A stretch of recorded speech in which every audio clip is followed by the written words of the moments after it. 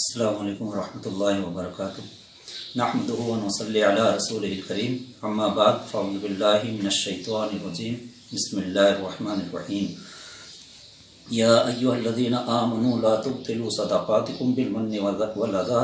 كالذی ينفق مالہ رئاء الناس آمنت باللہ صدق اللہ المولانا العظیم وصدق رسولہ النبی الامین المتین الکریم ونحن علی ذلک لمن الشاہدین والشاکرین والحمد للہ رب العالمین۔ معزز سامعین کرام، خطبے کے بعد قرآن کریم فرقان حمید کی سورہ بقرہ کی 264 نمبر آیت مبارکہ جو تلاوت کرنے کا شرف حاصل کیا ہے، اس آیت مبارکہ میں رب تبارک و تعالی ایمان والوں سے مخاطب ہو کر کے ارشاد فرما رہا ہے، اے ایمان والو، تم اپنے صدقات کو احسان جتلا کر اور دل دکھا کر کے اس شخص کی طرف ضائع مت کرو جو لوگوں کو دکھانے کے لیے اپنا مال خرچ کرتے ہیں۔ یعنی اس آیت مبارکہ میں رب تبارک و تعالی ہمیں اس بات کے لیے ارشاد فرما رہا ہے کہ تم صدقہ و خیرات، زکوٰۃ وغیرہ جو کچھ بھی دے کر کے اپنے بھائیوں کی مدد کرتے ہو، وہ اس انداز سے کرنے کی کوشش کرو کہ جس سے ان کا دل بھی نہ دکھے۔ اس آیت مبارکہ میں ہمیں وہ حکم دیا جا رہا ہے کہ کسی کی مدد کر کے احسان جتانا بھی نہیں چاہیے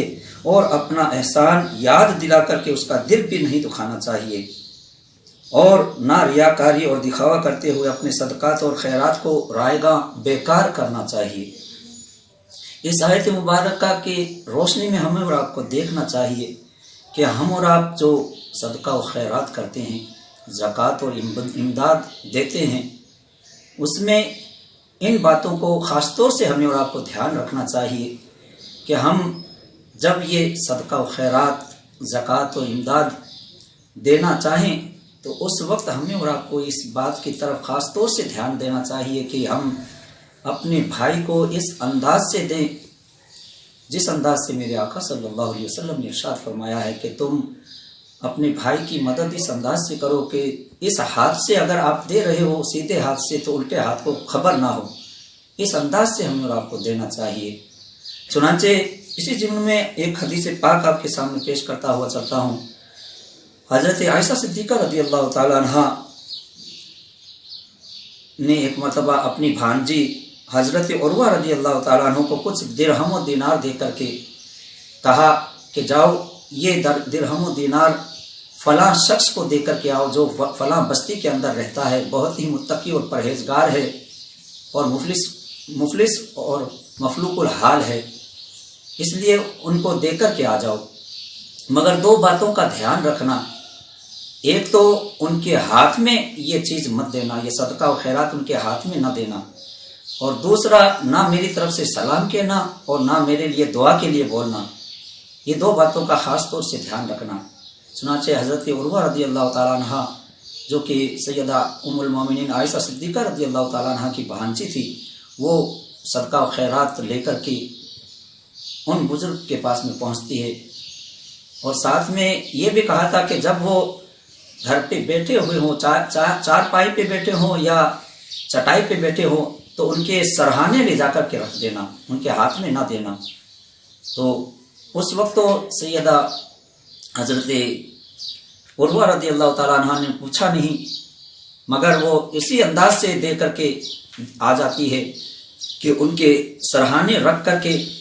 اور فوراً چلی آ جاتی ہے، اور آنے کے بعد میں حضرت عروہ رضی اللہ تعالیٰ عنہ نے اپنی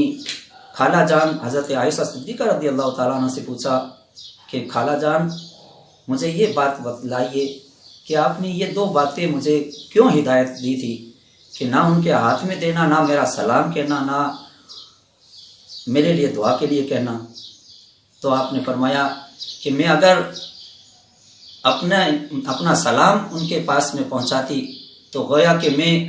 اس امداد کا بدلہ میں ان سے دعا کے طور پہ لے رہی ہوں،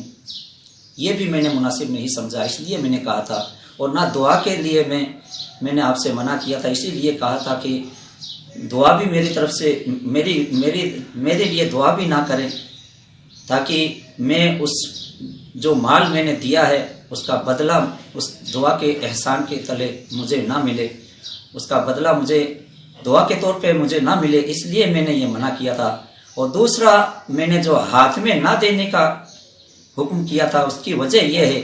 कि तुम अपने हाथ से उनके हाथ में देते तो उनका हाथ नीचे होता और तुम्हारा हाथ ऊपर होता,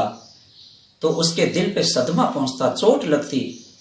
और उसके दिल में ये बात आती कि इलाही ये हाथ मेरा कब तक नीचे रहेगा,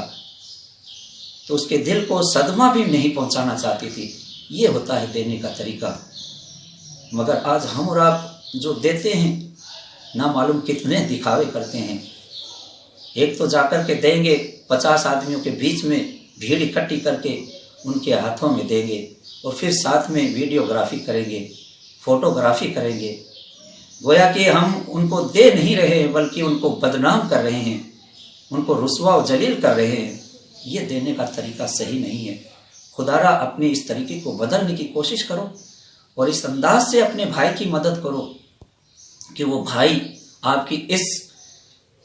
इमदाद को लेकर के खुश हो जाए और तुम्हारे लिए दुआ करता रहे।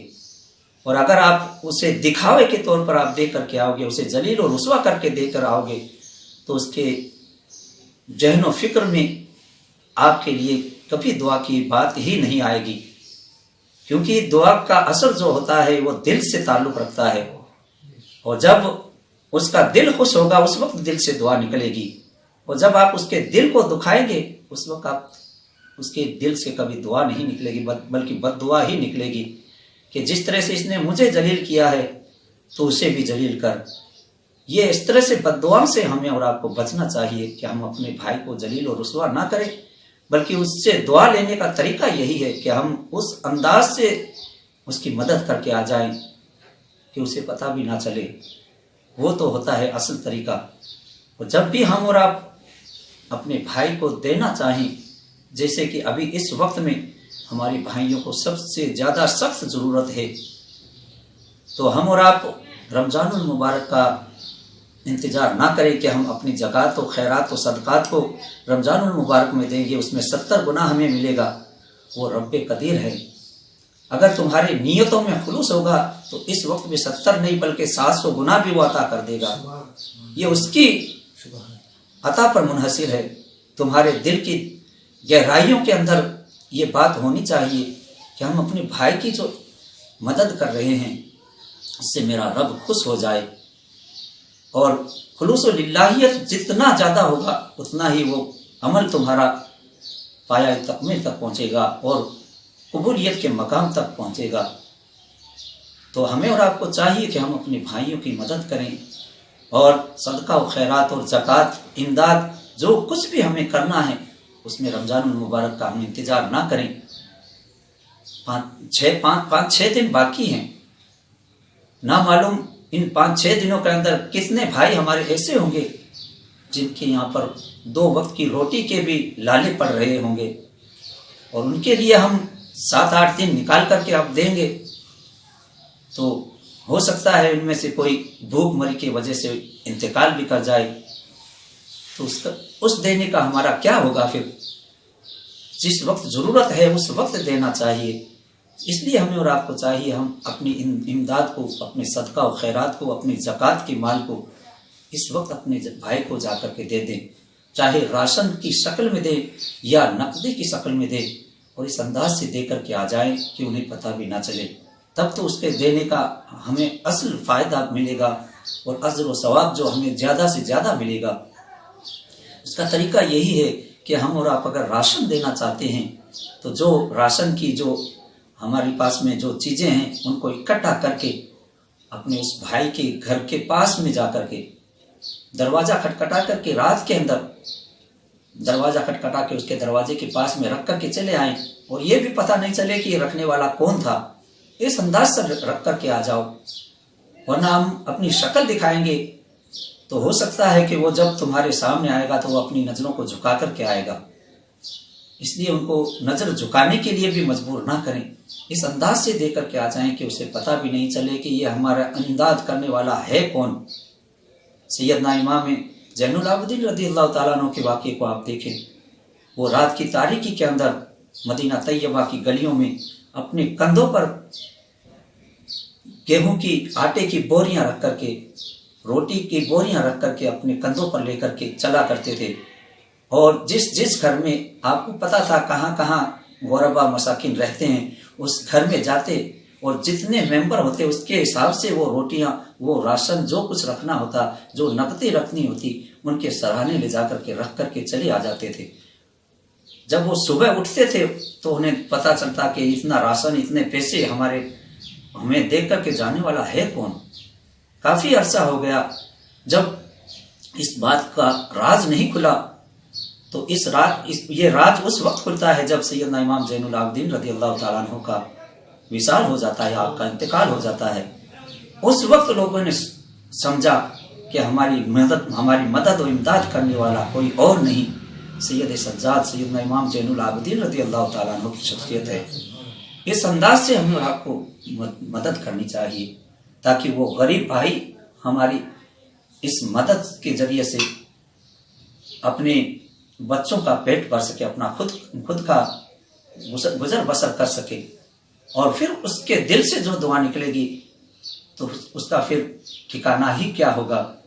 اس دل سے نکلنے والی دعا ہمارے لیے بہت بڑی دعا کا کام کرے گی، ہماری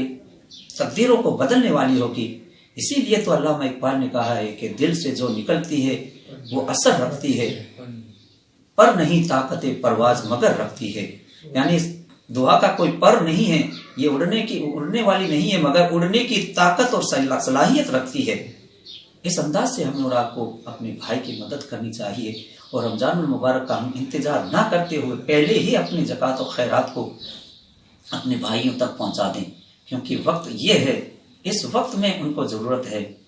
مثال کے طور پہ آپ یوں سمجھیے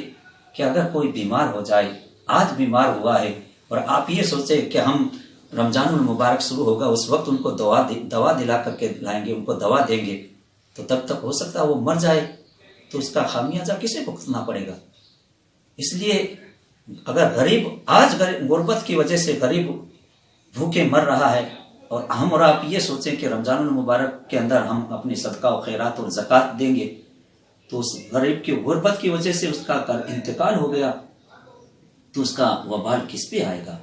ہمیں لوگوں پر آئے گا جو صاحب نصاب ہے۔ اس لیے ہمیں اور آپ کو چاہیے کہ اس وقت کو غنیمت سمجھتے ہوئے اپنے بھائیوں کی مدد کریں، اور جتنا ہو سکے بڑھ چڑھ کر کے اپنے بھائیوں کی مدد کرنے کی کوشش کریں۔ یہی سب سے بڑا ہمارے لیے ثواب کا راستہ ہمارے لیے کھلا ہوا ہے۔ اس لیے ہمیں اور آپ کو چاہیے کہ سب سے پہلے اپنے غریب بھائیوں کا، اپنے رشتہ داروں کا خیال رکھیں کہ ہمارے رشتہ داروں میں کون ایسا ہے، مستحق ہے، جو کہ اس چیز کا حقیقت میں حقدار ہے، اسے اس چیز کو پہنچائی جائے، اس کے راشن کو پہنچایا جائے، اس کے بعد میں دوسروں کو دیا جائے۔ جیسے جیسے آپ دیکھتے جائیں گے، آگے آپ اس چیز کو پہنچاتے رہیں گے، تو اللہ تعالیٰ ہمیں اور آپ کو اور زیادہ عطا فرمائے گا، اور 70 گنا نہیں بلکہ 700 گنا تک بھی وہ ہمیں عطا فرما دے گا۔ ہمیں اور آپ کو چاہیے کہ ہم اپنی زکوٰۃ و صدقات کو اس انداز سے صرف کریں کہ اپنے بھائی کا دل دکھا کر کے اسے پریشان نہ کریں، بلکہ اسے خوش کرنے کا طریقہ ہمیں اور آپ کو اختیار کرنا چاہیے۔ اللہ تبارک و تعالی ہمیں اپنے بھائیوں کی مدد کرنے کی، صحیح طور سے ہمیں اور اپنے بھائیوں کی مدد کرنے کی توفیق عطا فرمائے، ان کے دل آزاری کر کے ہمیں اور آپ کو اس سے دل آزاری سے بچنے کی توفیق عطا فرمائے، ہمیں انہیں خوش کر کے ان کی مدد کرنے کی توفیق عطا فرمائے۔ آمین ثم آمین، وآخر دعوانا الحمدللہ رب العالمین۔